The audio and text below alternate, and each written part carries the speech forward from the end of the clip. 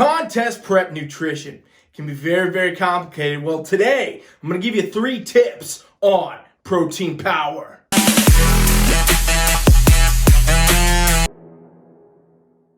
I'm Ryan Milton from Team Flex. You're on my show, Protein Power, every Monday on Team Flex TV. We get right here and we talk about everything nutrition that's going to help you get results. But remember, fam, it's just one of 5 shows that I'm running all week, every week to help you get those results. So please make sure you do me a favor and subscribe to my channel. If you really want to be superstar hero, help me out, please share the video. You guys are really trying to grow this channel, all right? Thank you so much.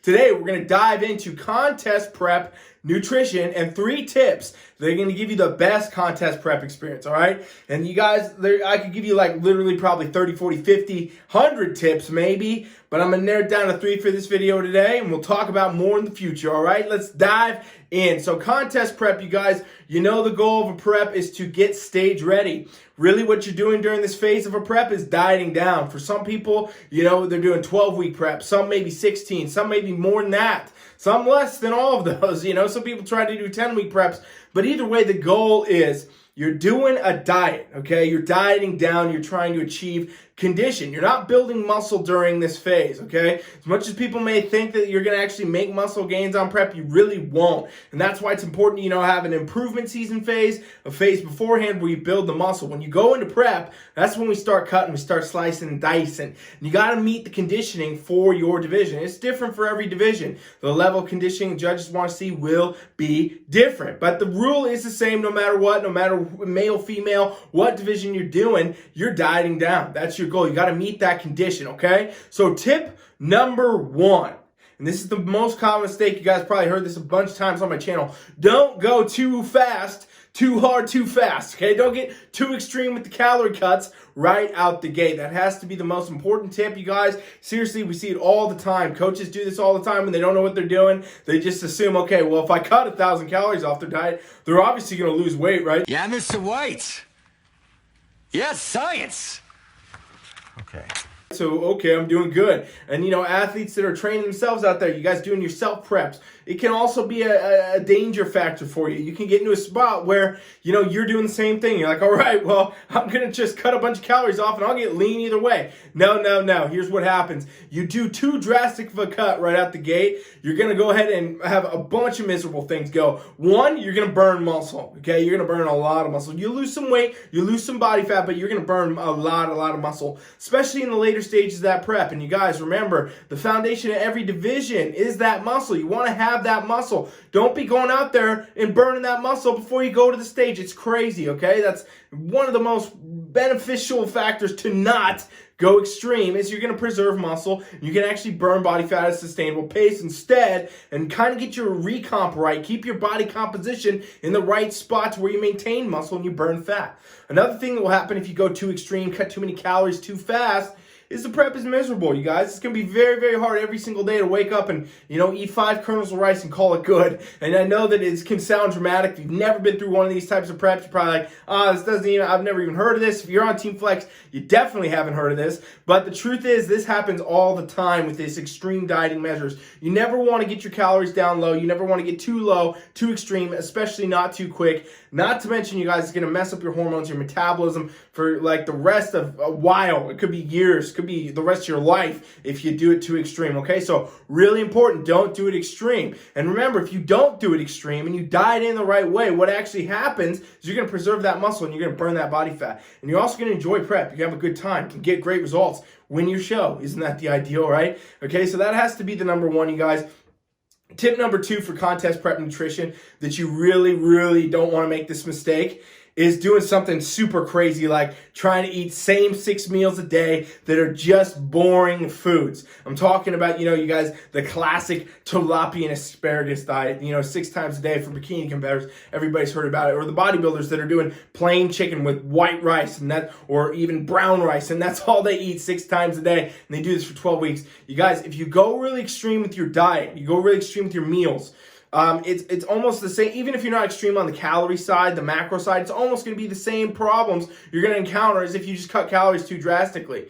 You know, your body does adapt to the foods you eat, you guys. It adapts to the foods you eat. You can get food allergies even. You know, a lot of people don't even they never had certain food allergies. They go into like bodybuilding and start eating a ton of chicken breasts, start eating a ton of eggs and egg whites, and then all of a sudden they got food allergies to these foods. You know, it's causing them to have bloating problems, all kinds of other problems. If you eat the same foods too frequently, and especially you pumping 5-6 times a day the exact same meals, you know, you're going to get into a spot where you could potentially develop some food allergies, but also your body just adapts. Your body's not using these nutrients. You're not getting, in other words, a lot of nutrients, go figure, from tilapia and asparagus or chicken and rice or any of those things. You're not getting a varied nutrient profile, and you're really going to lack a lot of micronutrients for sure, vitamins, minerals, things your body needs to operate at its best. So it's not uncommon, you guys, when you do a bodybuilding type contest prep and you're going through and you're doing an extreme type of diet where the food is very, very, very restrictive, to, you know, develop issues with mineral and vitamin deficiencies or other things post the competition. It happens all the time. You know, a lot of competitors have to go get even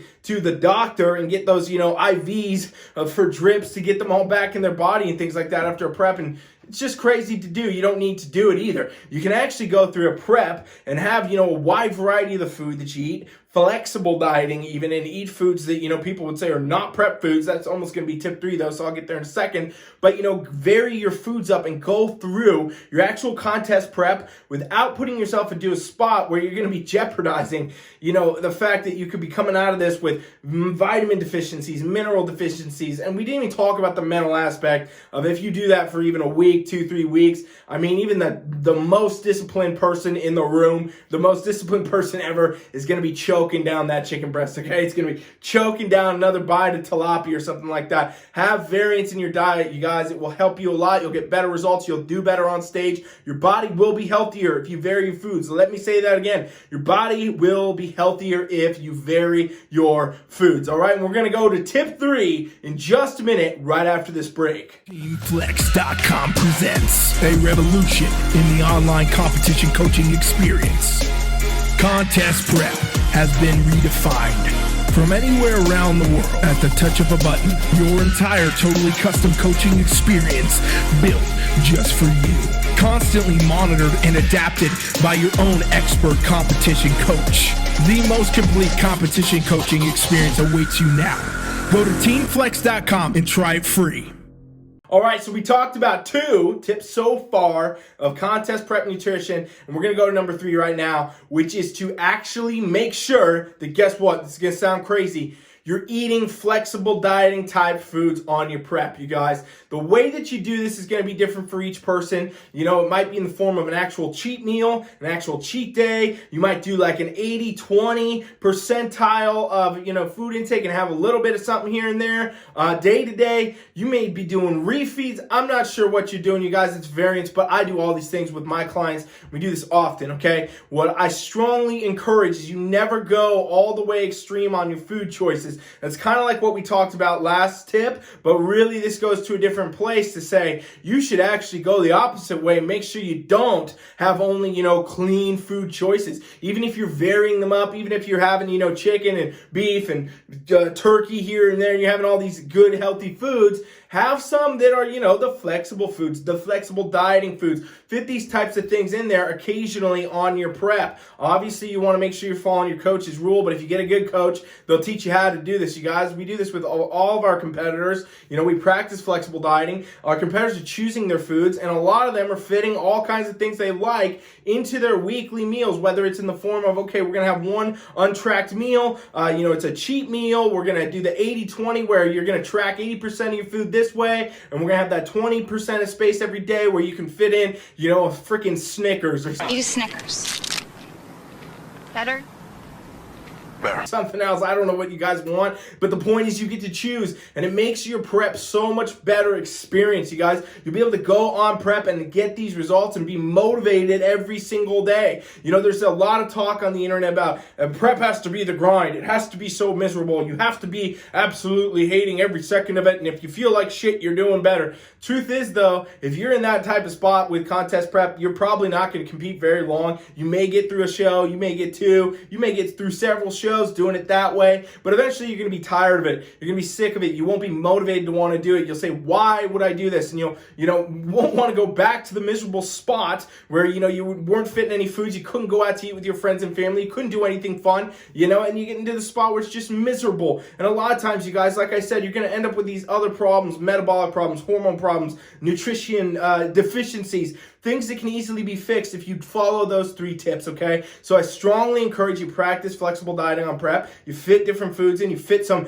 cheat-style foods in there that other coaches may tell you can't have. And let me tell you this, you will have better results than they do if they do it that way, okay? I'll tell you straight up, you guys, we do this with every competitor on Team Flex. We always have. It's been extremely effective for my entire career, and we're doing it all around. A lot of things have changed, too, with macros. You guys, macros came to the play, and it really opened the door for other coaches and other teams actually doing this type of stuff too. So I'm really excited to see that. But yeah, I'm ranting now. Those are my 3 tips. That's what I would say for sure you want to be doing is practicing those 3 things on prep. And if you do those, you're going to be far better off and getting further. You're going to look great. You probably win your damn show, all right? If you need any more help with anything else or you have any other questions, please comment them below. And be sure to check out my website, teamfflex.com. I offer you a free trial there. There's no reason not to do it. You're not putting cards in, not charging you anything. We do it as a give back, just like these videos. So make sure you check that out, teamfflex.com. Subscribe to that free trial, and I'm happy to talk with you more, show you some cool workouts, things like that in the app. Subscribe to my channel. Thank you, guys. Coach Rye is out.